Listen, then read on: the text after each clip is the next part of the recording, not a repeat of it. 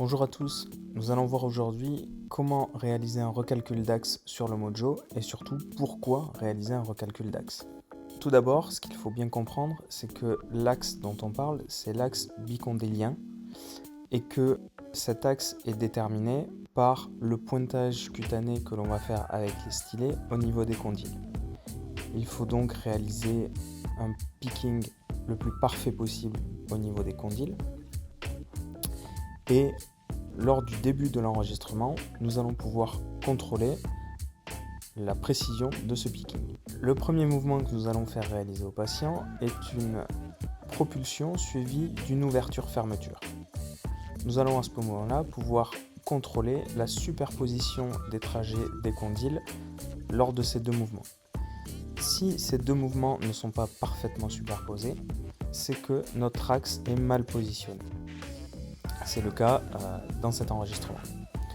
Nous allons donc demander au patient de réaliser une série d'ouvertures-fermetures de petite amplitude en faisant claquer les dents.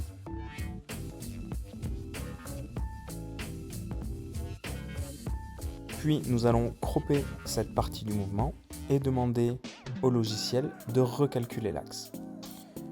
Une fois que c'est fait, nous allons pouvoir revenir au début de cet enregistrement et faire rejouer la propulsion suivie de l'ouverture et contrôler la superposition des tracés. Comme vous pouvez le voir ici, les tracés se superposent et donc nous validons le recalcul d'axe.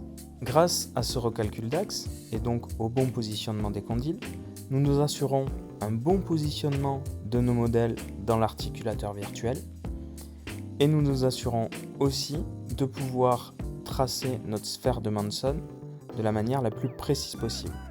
En effet, dans le logiciel Mojo, nous allons pointer la cuspide de la canine mandibulaire et le logiciel va donc nous tracer une sphère qui passe par cette pointe cuspidienne et par nos deux condyles. D'où l'importance de réaliser ce recalcul d'axe et d'avoir un bon positionnement de nos condyles. Merci d'avoir regardé cette vidéo.